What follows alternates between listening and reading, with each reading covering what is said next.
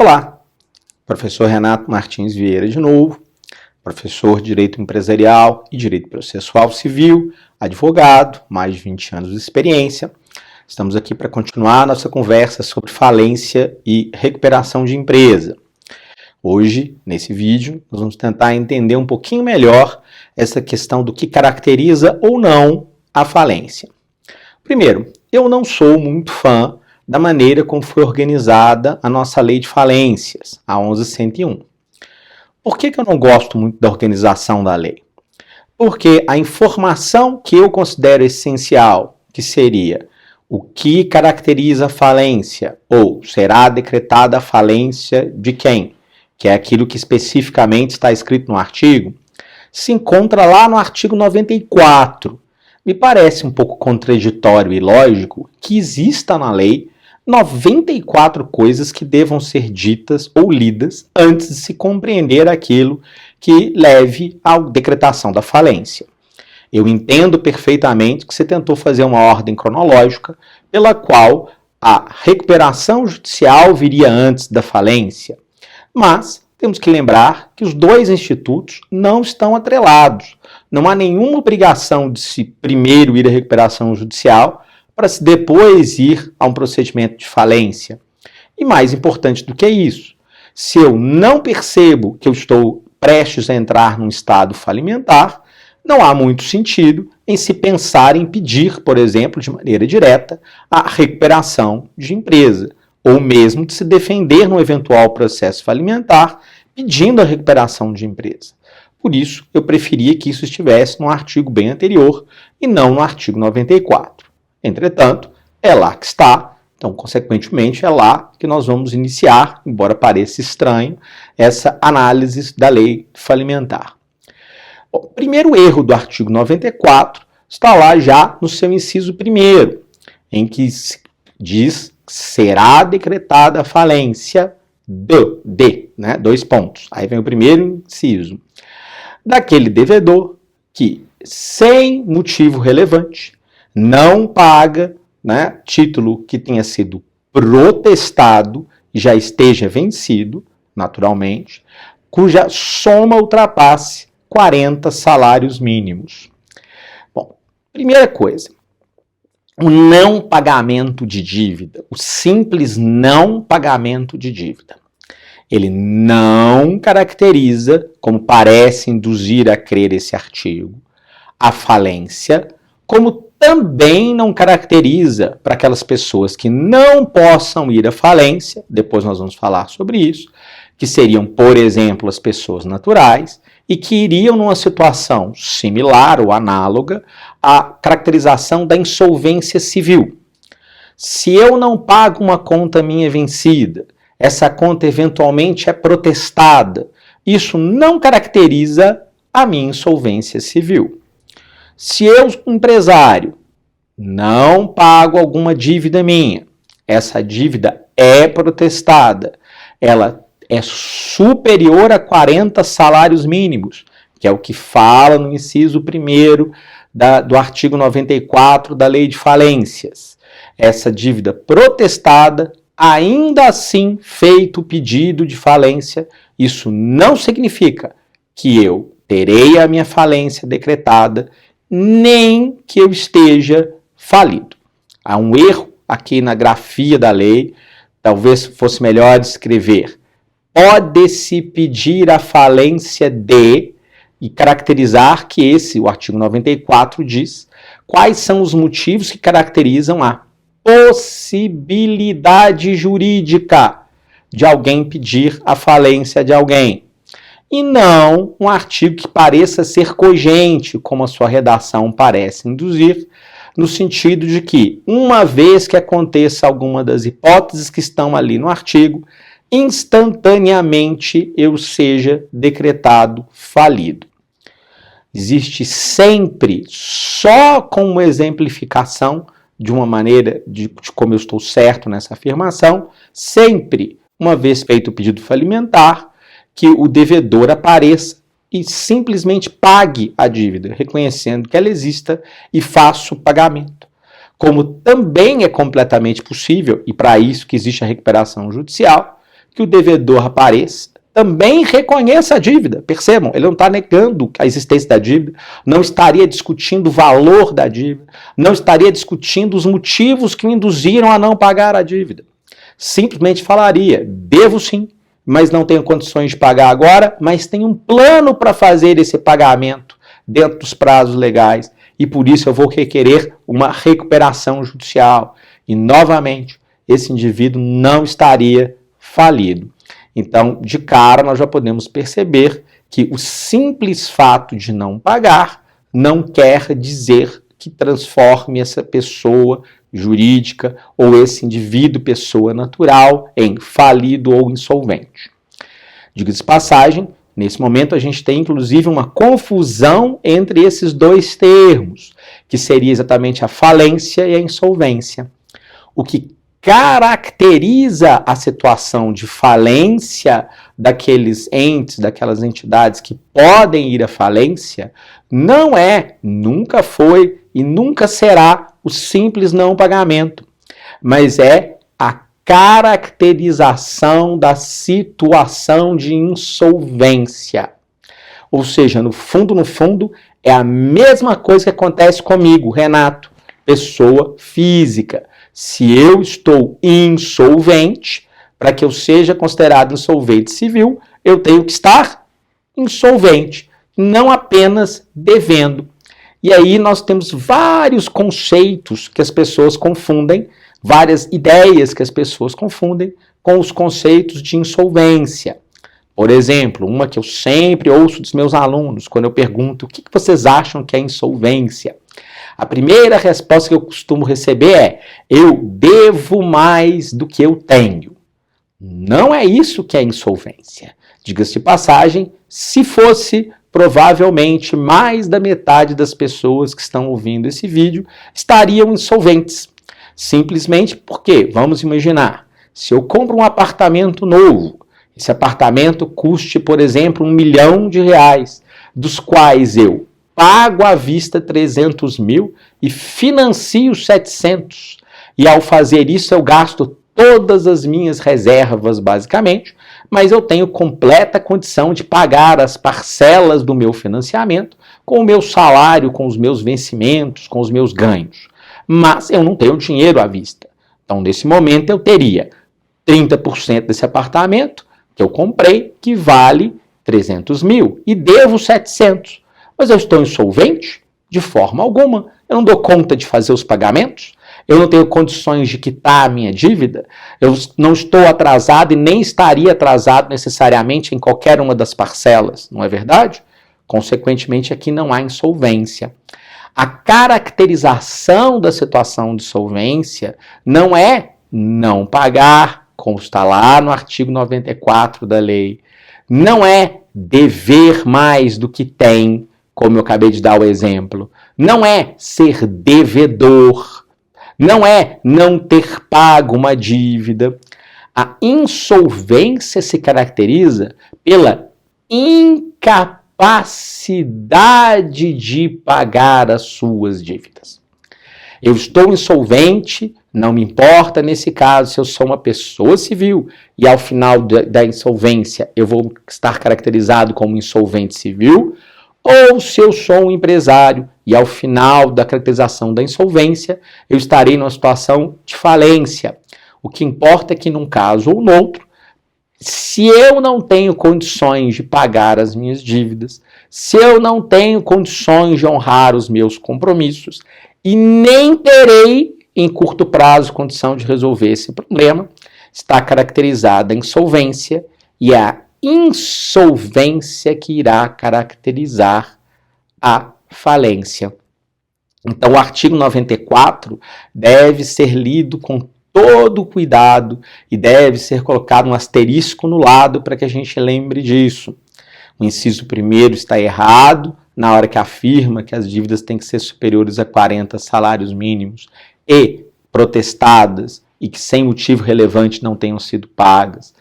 Também está errado no seu inciso 2º, que diz que não existe, abre mão desses 40 salários mínimos como limite e diz meramente que se existem dívidas, né, que já foram executadas judicialmente e não foram ali nesse processo pagas essas dívidas, nomeados bens a penhora ou encontrados bens que pudessem ser penhorados, que essa dívida não satisfeita, né, aquilo que a gente chama de execução frustrada, porque eu já ganhei, o juiz já mandou pagar, o juiz já mandou bloquear bens nas contas, já mandou procurar bens que esse indivíduo tenha e nada apareceu. Então isso também caracterizaria, nesse caso, o estado falimentar. Não é uma bem verdade, só se caracteriza a insolvência se demonstra-se depois que eu não tenho condições mesmo de pagar isso.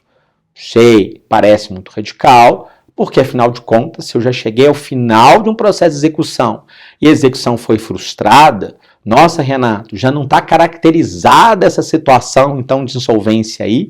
Na verdade, não. Mas lembre-se, embora no mesmo processo não possa ser feita a falência, né, mutatis mutandis, eu não posso transformar água em vinho, né, não existe possibilidade disso. Também não posso transformar uma execução, seja ela uma execução sem ser autônoma, seja ela uma fase executiva dentro de um processo que tenha chegado ao ponto de execução, que seja frustrada diretamente num processo falimentar. Não é possível. Eu preciso pegar essa execução frustrada e transformá-la numa ação nova, que é o pedido de falência. Neste pedido de falência, obviamente, as defesas que o devedor tem agora estão extremamente limitadas. Já foi decidido no outro procedimento que ele deve, já foi decidido o quanto deve, ou seja, o quantum debeatur, já está resolvido. Então, num processo falimentar agora, as defesas que existem vão ser muito limitadas. Há uma probabilidade muito alta de se caracterizar a insolvência, mas o devedor ainda aqui terá a possibilidade de surgir e pagar, por exemplo, de surgir e pedir a recuperação judicial, desde que cumpridos os requisitos legais para isto. Ou seja, percebe-se que mesmo nesse caso radical, onde já existe a sentença e a execução frustrada, ainda assim não há uma caracterização final daquilo que nós possamos chamar de insolvência e, consequentemente, uma caracterização imediata da falência. Não há ainda o estado falimentar.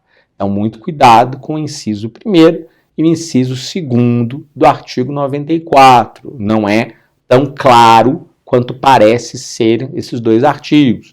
Eles são dúbios e permitem ainda uma interpretação diferente. Então, revisando, acredito que a melhor interpretação para os incisos 1º e 2º sejam definitivamente a lógica de que é possível se requerer a falência de um devedor nesses casos 1 e 2. Inclusive, vale aqui a ressalva que não só pelo procedimento falimentar, mas também pela interação com o Código de Processo Civil, não é a intenção do legislador, muito pelo contrário, a intenção é evitar isto, que um credor eventualmente peça a falência do credor, sabendo que esse credor não está insolvente. Isso era uma prática que na lei antiga era razoavelmente comum. Você era credor de uma sociedade anônima, ações em bolsa, eu quero que ela me pague, ela está discutindo alguma coisa ou enrolando. Em vez da execução simples, que podia demorar um pouco mais, se pedia falência, forçando a mão daquela sociedade ao pagamento, para que não houvesse uma notícia no jornal que desvalorizasse as ações, ou uma notícia que gerasse preocupação nos seus acionistas, ou em demais pessoas que dão crédito a essa sociedade no mercado, por conta de uma possibilidade de falência. Isso era razoavelmente comum. Desde a modificação do Código de Processo Civil, para que nós não tenhamos mais um processo de execução autônomo, ou seja, que a execução se transformou em fase do processo, né, de conhecimento dentro do direito processual civil, não há mais um grande ganho ao se fazer isso de forma direta, ainda que alguém tenha nesse momento ou a sentença judicial já transitada em julgado, ou um título executivo extrajudicial. Nos dois casos, me parece mais razoável e melhor se fazer o procedimento normal. Segundo, agora há uma caracterização aqui do abuso do direito processual e da má-fé, sendo possível até mesmo que se caracterize que efetivamente o credor tenha direito ao crédito, mas que exista uma multa pelo pedido de falência ter sido feito de uma maneira não ética do ponto de vista processual. Tenha-se havido uma má-fé processual ao tentar se caracterizar um estado falimentar onde ele não existe, porque o credor saberia da solvência do devedor. Ele apenas tentou usar um mecanismo processual diferente do outro. Claro, no inciso 2º, em que eu já tenho uma execução frustrada, não existe nenhuma possibilidade de se caracterizar aqui um abuso processual do pedido de falência.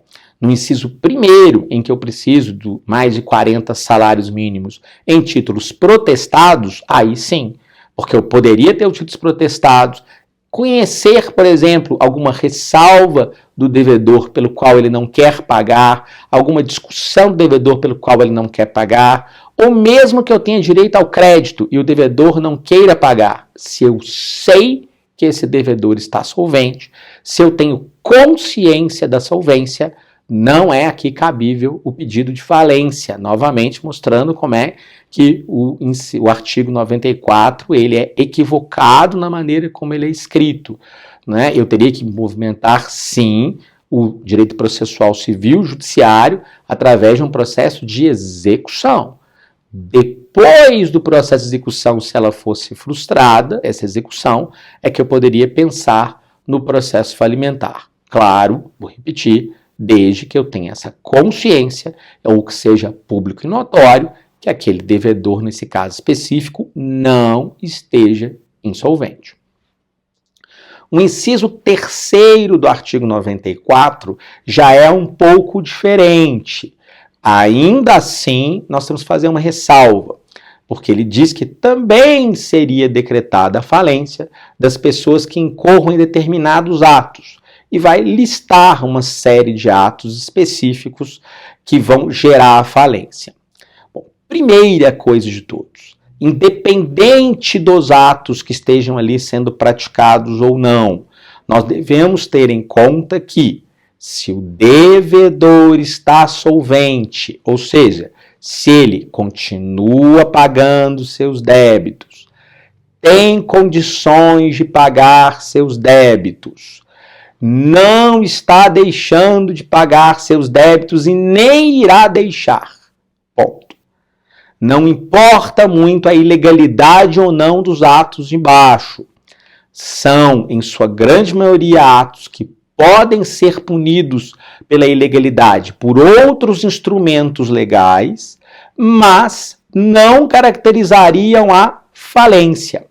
A falência, para ser caracterizada, precisa da insolvência, precisa da incapacidade de pagar as suas obrigações. Sempre.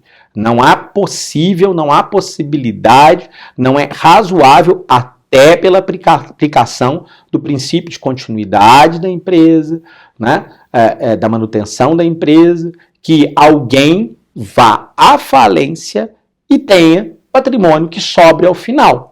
Não tem sentido. A falência só está caracterizada na insolvência e, obviamente, ao final de um procedimento falimentar, o resultado esperado é que, depois de todo o patrimônio que possa ser extraído daquele devedor, tenha sido retirado, vendido e convertido em dinheiro, que ainda assim sobrem dívidas que não sejam satisfeitas. Então, não é a simples existência de algum dos atos do inciso 3º do artigo 94, por si só, que possam gerar a caracterização da falência. Vamos dar uma olhada aqui nesses incisos. Então, o inciso 3, será decretada a falência do devedor que pratica qualquer dos seguintes atos, exceto se fizer parte do plano de recuperação judicial. A. Procede à liquidação precipitada dos seus ativos ou lança a mão de meios ruinosos ou fraudulentos para realizar pagamentos. Pois bem, o que nós vimos aí na linha A do inciso 3º, você se livrar, do seu patrimônio de forma precipitada. Lembre-se, se eu estou vendendo meu patrimônio pelo valor de mercado e estou ficando com esses valores dentro das contas da sociedade, isso não pode ser considerada uma prática ilícita. Eu não estou perdendo dinheiro na venda e não estou sumindo com o patrimônio depois que vendeu. Se uma sociedade está em débito, a venda do seu patrimônio é uma das maneiras que se existe, e que é possível de se gerar suficientemente capital para o pagamento. O que não pode aqui é que isso seja feito de forma fraudulenta ou ruinosa. O que seria fraudulenta ou ruinosa? Fraudulenta seria eu simular, por exemplo, essa venda ou vender de uma maneira que beneficia alguns credores em detrimento dos outros. Vocês vão perceber, inclusive, que em outras alíneas isso chega a ser especificado também, para que não haja nenhuma dúvida sobre o que significa. E, de maneira ruinosa, que é muitas vezes, inclusive, a maneira mais comum de acontecer na prática, e uma maneira que muitas vezes não é de má fé. É uma maneira que chama-se de desespero. Naquele momento em que você vê os compromissos sendo vencendo e você, o empresário, precisa do dinheiro de maneira instantânea para resolver uma dívida, há uma tendência ao quê? A tentar vender algo. E muitas vezes, nessa hora, vai aparecer um comprador que vai se utilizar desse momento de desespero para tentar adquirir aquele bem de uma maneira muito mais barata do que ele custa. Isso seriam os meios ruinosos. Ou seja, a minha intenção não é fraudar, mas eu vou fraudar no desespero. Eu tenho ali um bem, um maquinário qualquer que valha R$500 mil, de repente eu vendo por 200 mil, 250 mil, ou seja, metade do valor que ele vale nesse momento, porque eu preciso instantaneamente 200, 250 mil, não consigo crédito bancário dando aquele maquinário em garantia, então acaba que a minha melhor saída, ou única saída, é aceitar uma venda por um preço que possa ser considerado vil. Mesmo que eu haja de boa fé e a pessoa que está vendendo, em tese também, vou chamar de em tese, porque é óbvio que alguém que está aqui agora disposto a adquirir um bem por metade, 40%, já vi até por 20% do valor do bem naquele momento, usando o meu desespero, não está agindo completamente de boa fé. Mas ainda assim, isso são atos que vão eventualmente prejudicar os credores. Então há aqui um efeito, digamos assim, de antecipação da falência. Eu posso pedir a falência nesse momento, muito mais é para que o juiz anule esses atos. Nós vamos perceber depois, quando a gente for falar da decretação da falência, que existe ali uma coisa chamada de período suspeito, em que o juiz pode, inclusive, preteritamente anular atos de disposição patrimonial, exatamente para evitar qualquer forma de prejuízo aos credores, e até de maneira liminar, que o juiz impeça esse tipo de negócio para evitar um eventual prejuízo aos credores ao final, uma vez caracterizada a existência mesmo do estado de insolvência. Lembre-se, pedir a falência não garante que aquele indivíduo está falido. Ele só estará falido depois que se caracterizar a insolvência. Vamos ver agora a linha B. Realiza ou por atos inequívocos tenta realizar com o objetivo de retardar pagamentos ou fraudar credores, negócios simulados ou alienação de parte da utilidade de seu ativo a terceiro, credor ou não. Pois é, vocês viram. Basicamente o que eu estava falando antes. A linha B vai quase repetir a A de uma maneira mais especificada, dizendo da simulação dos negócios jurídicos, tentando efetivamente realizar uma fraude com essa alienação dos bens, seja para alguém que é credor, que muitas vezes é o que acontece, para beneficiar um credor que eu queira, seja para alguém que não é credor. Também é muito possível a realização de negócios jurídicos externos com o objetivo de fraude, aquele efeito da defesa. O devedor, muitas vezes, ao perceber que vai entrar num estado de falência, tenta proteger algum patrimônio, seja escondendo computadores, seja tirando dinheiro de contas, seja transferindo bens pessoais para terceiros, mas é um efeito normal de um procedimento falimentar a gente perceber esse movimento de defesa do credor tentando se defender. Mesmo que ele fosse um credor ético antes e não tivesse cometido nenhum ilícito até chegar na falência. Claro, na hora que ele tenta aqui fraudar credores, ele comete crime falimentar e ele comete ilícitos falimentares que depois vão ter consequências. Vamos lá para a linha C. Transfere estabelecimento a terceiro, credor ou não, sem o consentimento de todos os credores e sem ficar com bens suficientes para solver seu passivo. Bom, a linha C aqui se refere à alienação do estabelecimento. O estabelecimento nós vamos retornar lá atrás, no direito empresarial de novo, naquilo que a gente chama de trespasse, né? Trespasse é a venda do estabelecimento. Para quem não sabe bem o que é estabelecimento, o estabelecimento é o conjunto de bens, materiais ou imateriais, organizados para uma atividade empresária específica, ou seja, para uma atividade que possa ser considerada empresa. Então, se você pensa, por exemplo, no McDonald's, vou fazer aqui um merchandise gratuito, se você estiver com fome agora, me desculpa, porque às vezes quando a gente ouve comida, a gente fica com fome, né? Mas o McDonald's, se você pensa no McDonald's, e você deve ter pensado em algum agora, imagino que todo mundo conheça algum McDonald's, você não pensou no mesmo que eu pensei. Aqui, eu estou em Belo Horizonte, eu pensei no McDonald's do BH Shopping, outra pessoa em Belo Horizonte pode ter pensado em diversos outros. Outras pessoas em outros lugares do mundo ou outras cidades pensaram em outros McDonald's. Ainda assim, todo mundo viu um McDonald's. Esse McDonald's que você viu é um estabelecimento. Aquele conjunto de bens ali dentro é um estabelecimento, porque ele está organizado para um serviço específico, que é a prestação de alimentos através da produção de sanduíches. Percebam, a parede que está em volta do McDonald's não faz parte do estabelecimento de forma necessária. Claro, se eu compro o estabelecimento com o ponto junto, eu pago uma coisa. Se eu compro só o recheio e o transfiro para qualquer lugar que eu queira, eu vou pagar outra coisa. Mas nos dois casos se caracteriza o estabelecimento, seja com, seja sem. E uma das obrigações legais para a venda do estabelecimento, que é esse procedimento legal regulado pelo Código Civil, chamado de trespasse, tá? Trespasse é a compra e venda do estabelecimento. Não confundir com a compra e venda da sociedade. Se eu compro ações, se eu compro cotas e assumo a sociedade, não existe trespasse. No trespasse, o estabelecimento é da sociedade A e ao final do trespasse ele passará a ser da sociedade B.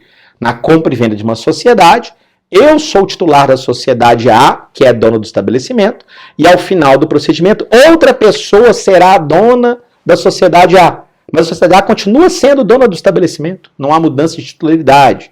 Por isso não há trespasse. O trespasse muda a titularidade do estabelecimento. Uma das obrigações legais para o trespasse é que ele só é lícito e só é legal se eu tiver permissão de todos os meus credores.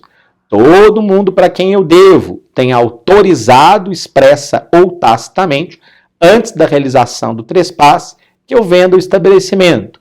Ou B, que eu prove que ao vender o estabelecimento, eu permaneça solvente. Olha a palavra solvente voltando aqui. Ou seja, mesmo vendendo o estabelecimento, eu ainda tenho condições de pagar todas as minhas dívidas. Não sendo uma situação ou outra, não há de se falar aqui em possibilidade de falência. Por isso mesmo, que a lei de falência aqui só vai reproduzir aquilo que já estava lá atrás do trespasse. A lógica de que se eu trespassei de maneira ilegal, isso também poderia caracterizar a falência. Próximo inciso, D. Simula a transferência de seu principal estabelecimento com o objetivo de burlar a legislação ou a fiscalização ou para prejudicar credor. Novamente, está se repetindo o inciso A simulação nesse caso. Acontece aqui no D também, só que o D quer especificar que seja a simulação da transferência do principal estabelecimento e que tem o objetivo específico de fraudar credores ou de dificultar a fiscalização ou o procedimento falimentar. Continua sendo algo que já estava dentro da linha A desde o começo, não precisava ter essa repetição na linha D. Não há nenhum mal em se especificar na lei, não sou contrário a isso, para deixar claro que esse comportamento está abrangido pela linha A. Vamos para E. Dá ou reforça a garantia credor por dívida contraída anteriormente sem ficar com bens livres e desembaraçados suficientes para saldar seu passivo. A linha E é outra forma de fraude a credor. O que acontece é, eu, devedor, não quero agora sumir com patrimônio, mas eu quero beneficiar um dos meus credores. Então eu vou reforçar a garantia ou dar bens em garantia para esse credor. Isso coloca numa posição de prevalência na hora que nós formos falar da ordem de pagamento dos créditos. O credor que não tem nenhuma garantia e cujo crédito não tem nenhuma das prioridades legais, por exemplo, não é um crédito trabalhista, isso gera com que eu fique lá atrás na fila, naquele grupo que nós chamamos de credores quirografários, que é o credor comum. Muitas vezes exatamente aquela pessoa que não recebe ao final de um processo falimentar. Na hora que eu tenho garantia real, eu pulo lá para cima na lista, porque está nos primeiros lugares da lista aquele credor que tem garantias reais. Agora é uma questão de justiça. Se eu já estou em estado pré-falimentar, eu não tenho o direito de eu, credor, escolher quem vai receber e quem não vai. Na hora que o barco vai afundar, o barco afunda para todo mundo igual. Então as pessoas que tomaram cuidado de se resguardar antes têm prioridade. As pessoas que a lei protege têm prioridade. As pessoas que estão no lugar comum, que são a maioria, a massa ali dentro da falência, sem fazer nenhum trocadilho com massa falida, essas pessoas estão no mesmo patamar e não cabe ao credor escolher, mesmo que não fosse reforçar a garantia, mesmo que fosse o credor pagar antecipadamente a uma dessas, cairia de novo naquela situação que eu já falei agora mesmo, que nós vamos explicar de maneira mais pormenorizada mais para frente, do período suspeito, que é o período anterior à falência, onde o juiz vai anular todos aqueles atos que sejam ilegais ou que causem prejuízo a algum credor, obrigando esse credor que já recebeu a devolver para o monte todo o dinheiro que ele tenha recebido, para que ele seja partido e distribuído entre os credores de maneira igual. Se cada credor quirografário, por exemplo, for receber 5% do valor, todos vão receber 5% do valor, eu, devedor, não posso escolher um para pagar a mais. Continuando, F. Ausentar-se sem deixar representante habilitado e com recursos suficientes para pagar os credores, abandona o estabelecimento ou tenta ocultar-se de seu domicílio, do local de sua sede ou do seu principal estabelecimento. Bom, como nós vimos aí, a linha F, a lógica aqui é, de novo, a insolvência que é a chave central da coisa. A simples ausência do estabelecimento, viajar sem deixar um representante legal com poderes de representação ou algo similar, ou sem quantidade de fundos suficientes para arcar com suas obrigações, não vai por si só gerar a caracterização da falência. Até por questão de lógica, né? Seria possível que o responsável pelo estabelecimento, por qualquer motivo do mundo, tanto lícitos quanto ilícitos, se ausente do seu estabelecimento principal do seu domicílio durante algum tempo, mesmo sem deixar qualquer representante legal ou informar aonde está. Então aqui é a necessidade da aplicação de uma certa dose de bom senso. Agora, o objetivo primordial dessa regra é o quê? É impedir que essa ausência seja utilizada como uma forma de postergar uma eventual decretação de falência. Se o representante legal e o responsável pela sociedade não se encontra na sua sede, não se encontra em seu domicílio, ninguém sabe aonde ele está e não há possibilidade, o juiz não consegue citá-lo por qualquer outro método, seria desrazoável que isso por si só pudesse ser usado como uma forma, entre aspas, de fuga em relação ao processo falimentar. Então, ao invés de se ficar discutindo sobre a possibilidade ou não de uma eventual citação por edital, ou como citar o indivíduo por hora certa ou algo similar, a caracterização dessa ausência pode já dar ao juiz os poderes para decretar a falência, se assim entender, e claro, se assim estiver caracterizada a ausência. Percebam que não há necessidade de caracterizar uma ausência no sentido civil da palavra, né? Não é o ausente sem lugar certo. Nesse caso, a pessoa que está evitando ser citada ou encontrada já seria suficiente para essa caracterização.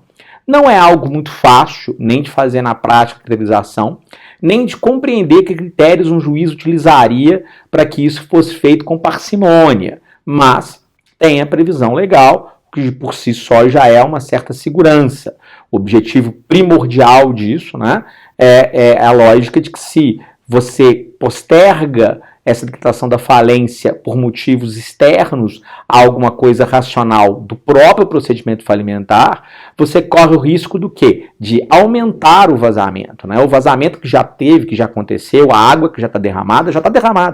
O que quer se evitar nesse tipo de procedimento é que derrame-se mais água, porque aí, fatalmente, nós teremos um problema maior para satisfazer créditos de mais pessoas depois. Continuando, G, deixar de cumprir no prazo estabelecido obrigação assumida no plano de recuperação judicial. Pois bem, essa linha G do inciso 3 do artigo 94 é aquela que eu entendo a mais problemática.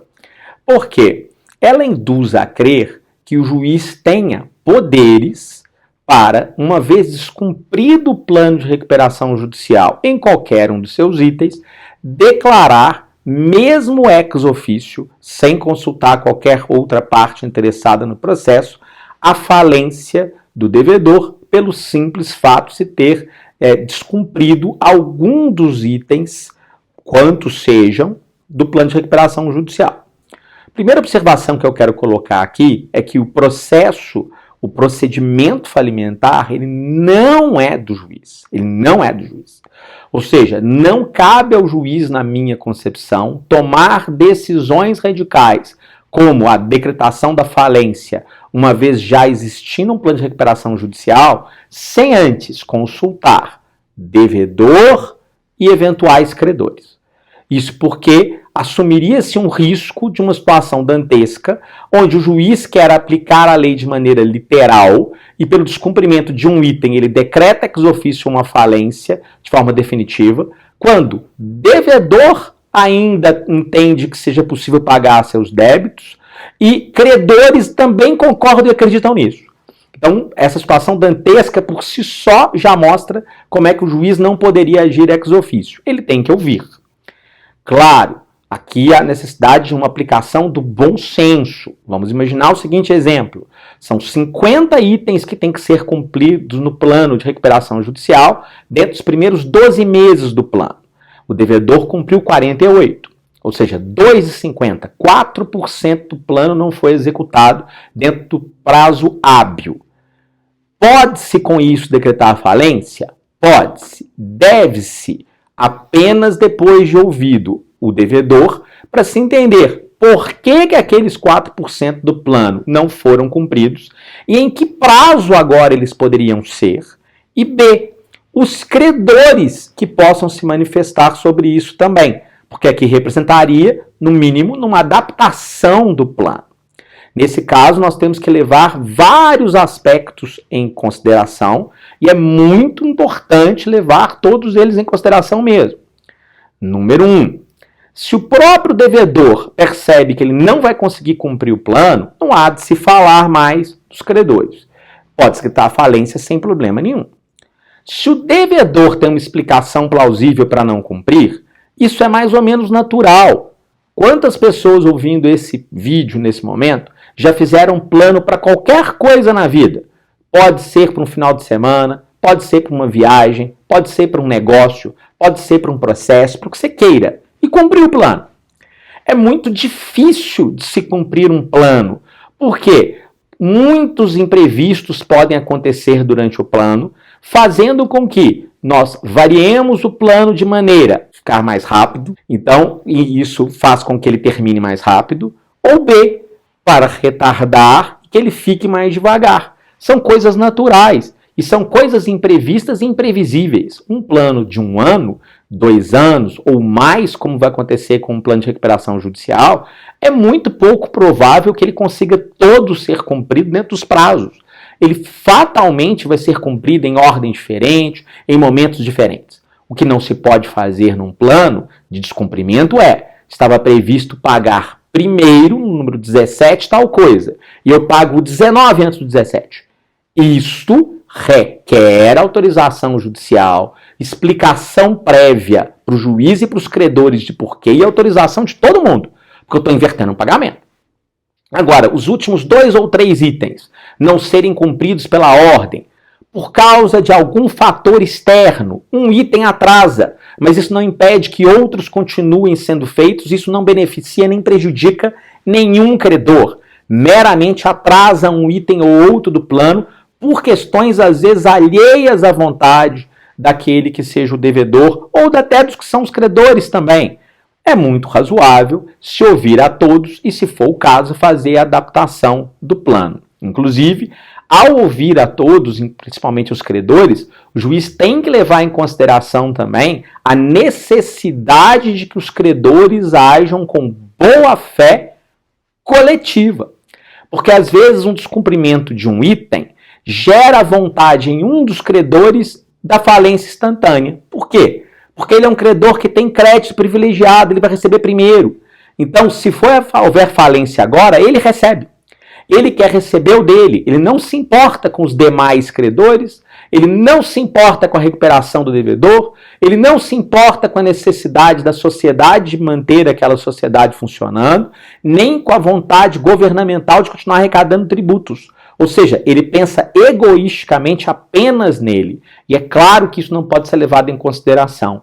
Havendo ainda a possibilidade do plano funcionar e parecendo que ele vai funcionar, ainda que de maneira adaptada, isso deve ser permitido. Claro, a mesma coisa ao contrário tem que ser considerada. Você imagine um credor lá do fundo da fila, ele só vai receber se o plano de recuperação der certo. Ele vai sempre votar a favor de uma adaptação do plano, mesmo quando a esperança seja de 1 em 1000. Isso também é desrazoável. Não é porque a minha única esperança de receber seja esta, que eu tenho o direito de apostar com aquilo que seja o direito do cara que tem o crédito privilegiado. E que, se for decretada falência agora, deve receber, mesmo que eu não receba. Então, essa boa-fé coletiva tem que ser aplicado tanto pelo credor que está lá na frente da fila, quanto que está pelo último da fila. E esse é um papel que cabe ao magistrado. É o juiz que tem que perceber quais são os argumentos havendo algum descumprimento do plano, ou havendo algum pedido do devedor para descumprir o plano, até de maneira prévia, para readaptá-lo ou modificá-lo por algum motivo, para entender quais são os argumentos de eventuais credores a favor ou contra, para se decidir. Por óbvio, todos os credores são contra a adaptação. Não há sentido do juiz, nesse caso, deferi-la. Todos os credores são favoráveis à adaptação. Não há sentido do juiz em deferi-la. Aí também é uma questão mínima de bom senso. Bom senso talvez seja aquilo que mais se precise para essa linha G, porque não é, como eu vou repetir e vou frisar, um direito cogente. É um direito que me parece atrelado e afeito tanto ao credor, quanto aos devedores, quanto à sociedade no geral que tem interesse na continuidade da empresa. Então é importante que, sempre que exista realmente, faticamente, a chance dessa sociedade se recuperar, deve ser deferido qualquer forma de adaptação ao plano e qualquer forma de adaptação via descumprimento do plano, ainda que não tenha havido uma permissão prévia para isso. É uma questão de razoabilidade e bom senso.